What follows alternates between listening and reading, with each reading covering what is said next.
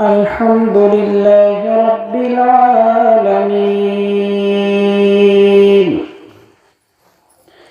والعاقبة للمتقين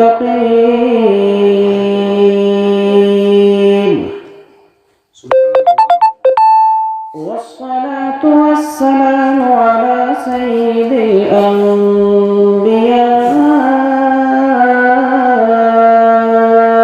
والمرسلين۔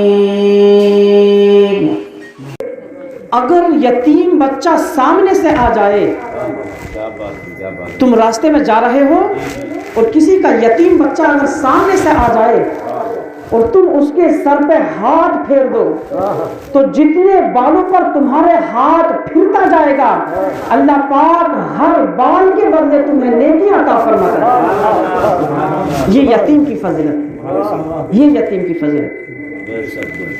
کلمہ شریف پڑھ ذرا، لا الہ الا اللہ محمد رسول اللہ صلی اللہ علیہ وسلم۔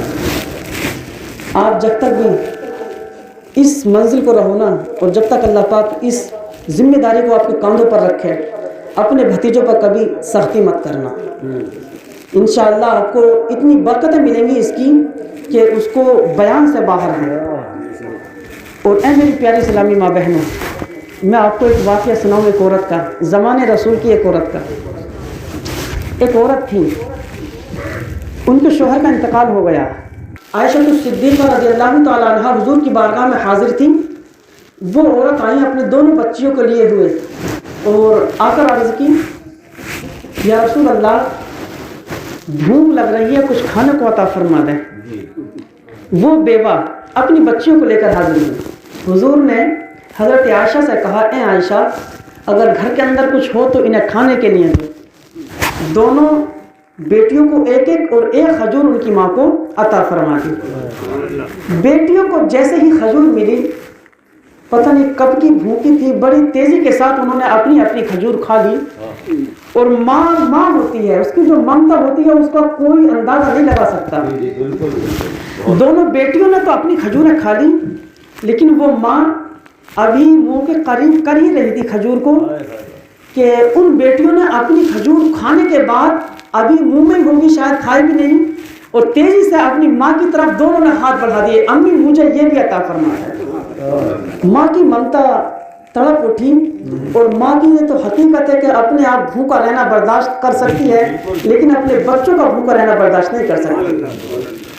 اے میرے پیارے نوجوانوں، تم اپنی ماں کا قدر کیا کرو، جن کی مائیں زندہ ہیں، جتنا ہو سکے اس زندگی میں جتنی ہو سکے ان کی خدمت کرو۔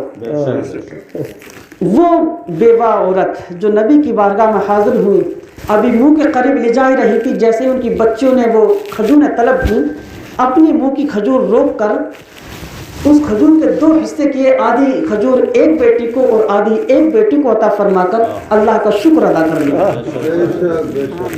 اب یہ منظر سارا جو حضرت عائشہ دیکھ رہی تھی، حضور سے ارشاد فرمایا، یا رسول اللہ ایسا واقعہ اپنے گھر میں ہو چکا ہے کہ یہ جو بیوہ آئی ہوئی ہیں، انہوں نے اپنے حصے کی کھجور بھی آدھی آدھی کر کے اپنی بیٹیوں کو عطا فرما دی ہے۔ اللہ کے رسول صلی اللہ علیہ وسلم نے ارشاد فرمایا، اپنے منہ کا لقمہ یا اپنی پسندیدہ چیز کسی یتیم کو کھلانا، وہ چونکہ ان کے والد گزر چکے تھے، اگرچہ وہ ان کی ماں تھی لیکن والد ان کے گزر چکے تھے اور وہ بچی یتیم تھیں، ان بچیوں کے ساتھ حسن سلوک کا معاملہ کرنے کی وجہ سے اس عورت کو کیا مقام ملا بارگاہ رسالت سے۔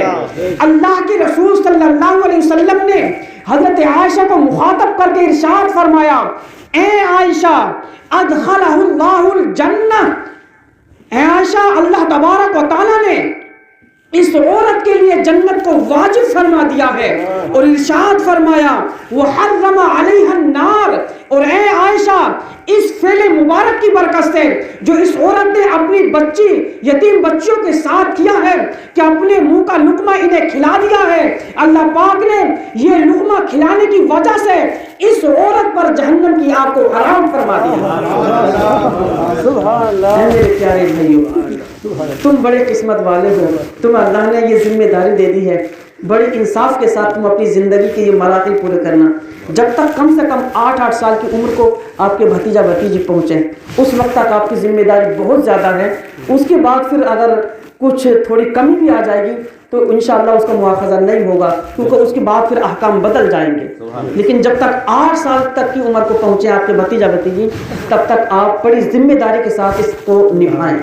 اللہ تبارک و تعالیٰ اس پر بھی عمل کرنے کی توفیق عطا فرمائے. حضرت عائشہ صدیقہ رضی اللہ تعالی عنہ نے عرض کی، یا رسول اللہ صلی اللہ علیہ وسلم مجھے یتیموں کے بارے میں کچھ بتائیں اور قیامت کے بارے میں کچھ بتائیں.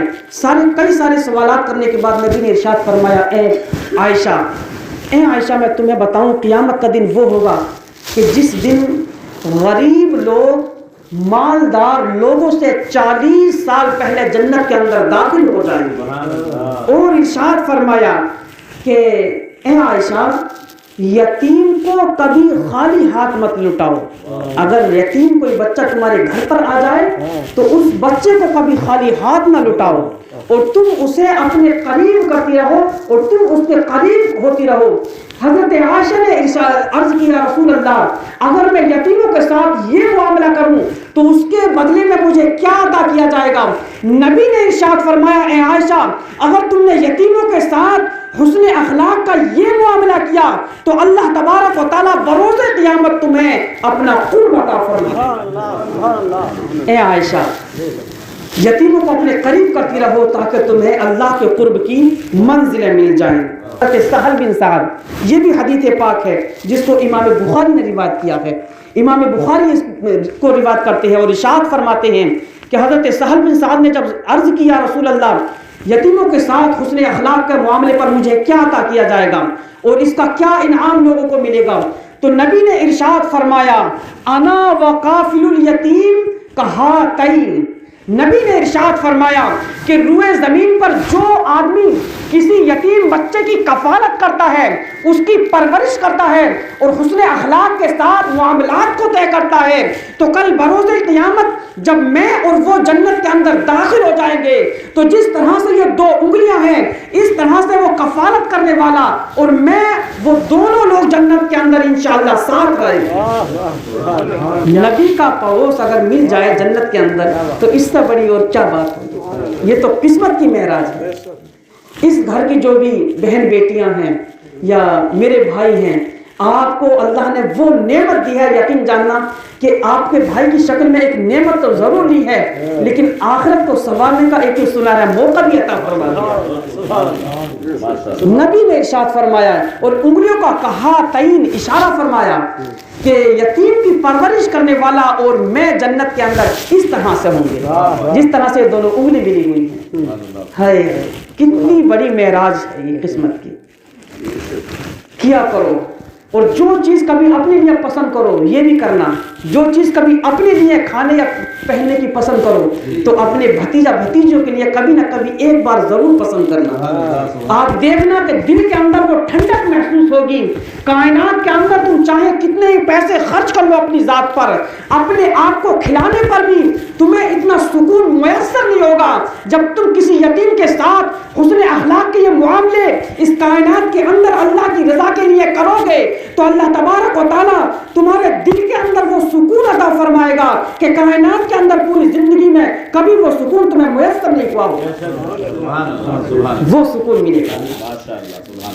یتیم کی اللہ نے بڑی فضیلت بیان فرمائی ہے. سورہ ماعون کے اندر پڑھیں، ارأیت الذی یکذب بالدین فذلک الذی یدع الیتیم ولا یحض علی طعام المسکین ولا یحض علی طعام المسکین. ارشاد فرمایا بھلا دیکھو تو صحیح اس آدمی کو جو دین کو جھٹلاتا ہے، فذلک الذی یدع الیتیم، پھر مزید یہ کہ یتیم کو دھکے دیتا ہے.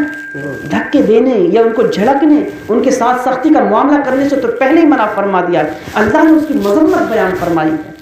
کبھی کسی ان کی حرکت، کسی عمل پر کبھی غصہ آ جائے یا کوئی وہ نقصان کر دیں تو غصہ مت لانا کبھی بھی، کیونکہ نقصان کبھی ہم سے بھی ہو جاتے ہیں اور ہمارے بچوں سے بھی ہو جاتے ہیں. اگر اس پر صبر کرو گے تو صبر کرنے سے نہ تو وہ نعمت جو ملنے والی ہے اس کا جو ثواب ہے وہ بھی مزید کر دیا جائے گا اور اس کے بدلے میں اللہ پاک وہ نعمت عطا فرمائے گا کہیں نہ کہیں کہ تمہارے رزق میں برکتوں کا نزول بھی ہوگا اور اس سے بہتر تمہیں اللہ پاک عطا فرما دے گا.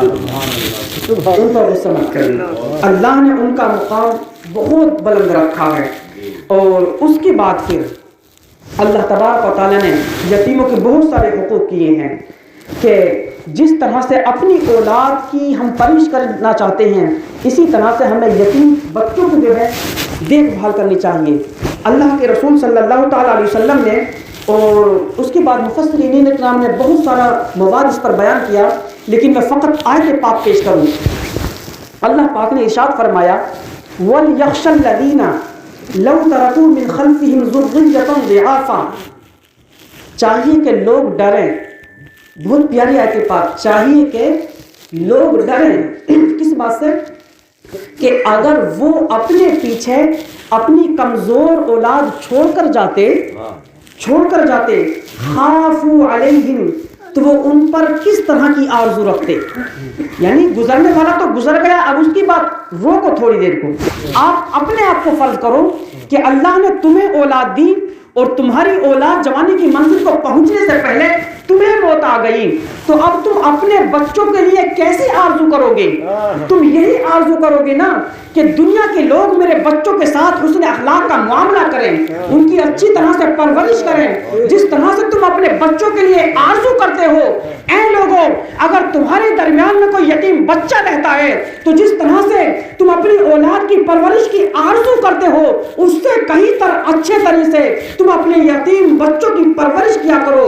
کیونکہ جس معاشرے کے اندر کسی یتیم بچے کے ساتھ حسن اخلاق کیا جاتا ہے اللہ پاک اس قوم پر اپنی رحمتوں کا نزول فرماتا ہے. وَلْيَخْشَ الَّذِينَ لَوْ تَرَكُوا مِنْ خَلْفِهِمْ ذُرِّيَّةً ضِعَافًا. اور چاہیے کہ لوگ ڈریں کہ اگر وہ اپنے پیچھے کمزور اولاد چھوڑ کر کے جائیں تو کیسی آرزویں کریں گے. اور آگے ارشاد فرمایا فَلْيَتَّقُوا اللَّهَ. اور چاہیے کہ اللہ سے ڈرتے رہیں. یہاں پر یہ لفظ لانے کی کیا ضرورت تھی جب یہ نصیحت کر دی پہلے ہی؟ تو یعنی ان کے طرح اس کے ساتھ میں کسی طرح کا کوئی سختی کا معاملہ، ان کے ساتھ میں کوئی برتاؤ ایسا نہ ہو جائے کہ جو اللہ و رسول کو ناگوار گزرے. میں اپنے الفاظ میں پہلے بتا دوں کہ ان کی وراثت سے چھوٹا ہوا جتنا حصہ ہے جس کے مالک وہ تھے یا ان کی اولاد ہونے والی ہے، ان کا ایک بھی لقمہ اپنی لقموں میں شامل مت کرنا. اللہ نے ارشاد فرمایا ان الذين ياكلون اموال اليتامى ظلما انما ياكلون في بطونهم نارا. بے شک وہ لوگ جو یتیموں کا مال کھاتے ہیں تو بے شک وہ تو اپنے پیٹ میں نری آگ بھرتے ہیں. کیوں کہ یتیم کا مال کھانا یہ ایک طرح سے اپنے آپ کو جہنم کا مستحق بنانا ہے. اللہ نے اس چیز کو منع فرمایا ہے اور یہاں تک ارشاد فرمایا ہے کہ ان کے مال کو اپنے مال میں نہ ملائیں. اگر ان کے مال کو اپنے مال میں تم نے ملا کر کھلایا انہیں تو ممکن ہے کہ ان کے مال کا رزق کا کچھ حصہ تمہارے پیٹ میں چلا جائے. اگر نیکی اور حسن اخلاق ہی کرنا ہے تو جتنا ہو سکے تم اپنے رزق اپنے مال سے تو کرنا، لیکن ان کا مال اٹھا کر نہ اپنے مال میں کبھی ملانا اور کسی طرح کی آرزو ان کے مال پر مت رکھنا. ملانے کو اللہ پاک نے منع فرمایا. پھر اگر تم ملا لو گے تو کیا ہوگا؟ اللہ پاک نے ارشاد فرمایا اگر تم نے یتیموں کے مال کو اپنے مال میں ملا لیا انہو کان عوبا کبیرا، یہ بہت بڑا گناہ ہے.